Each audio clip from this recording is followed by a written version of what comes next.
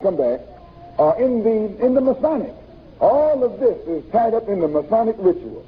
When a man gets initiated into the higher degrees of that order, he goes through this. They put on the chains, they put on the apron, and they darken him up and pretend to be driving him across. And then when he gets up to the top order in those degrees, they tell him what it means. As a white man, they tell the white man what it means. A white Shriner or a white Mason what it means. The Negro never learns what it means. But it actually points back toward the time when the white man, who is the devil, as they say, was cast out of the garden.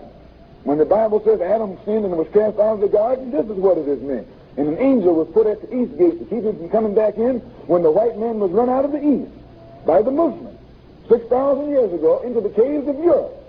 The people called terrorists were put there at the straits of the Dardanelles with swords. And any old devil that they caught trying to come back across the water, off went his head. The book tells you that the angel had a flaming sword.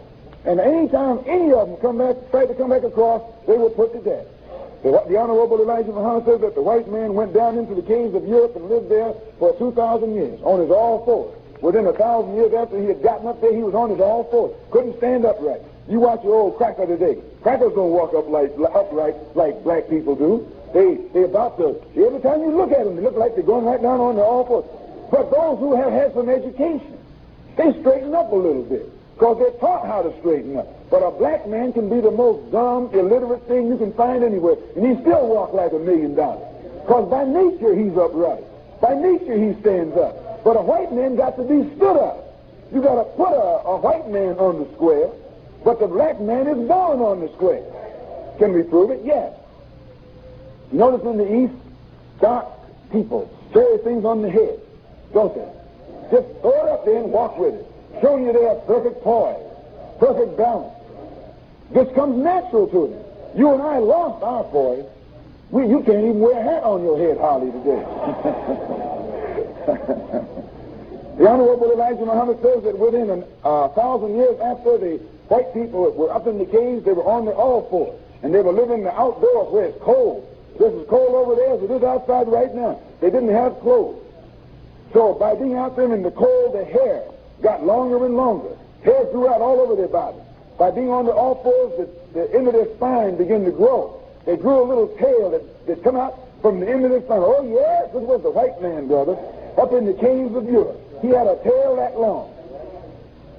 You ever notice anything that walk on its all fours has a tail? That which straighten up don't have a tail. Because when you get down, see, it just make that spine come right on out. And by him being on up there just like a dog, he was crawling around up there. He was hairy as a dog. He had a tail like a dog. He had a smell like a dog. And couldn't nothing get along with him but another dog. The Honorable Elijah Muhammad says that all the beasts up in Europe wanted to kill the white man. Oh, yeah, they tried to kill the white man. They were after the white man. They hated the white man.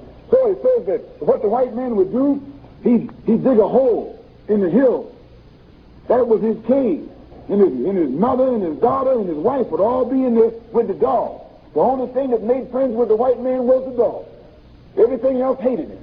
He'd sit outside the cave at night in a tree with rocks in his hand. And if any beast come up to try and get in the cave at his family, he'd throw rocks at them. Or he'd have a club that he'd swing down and try and drive them away with.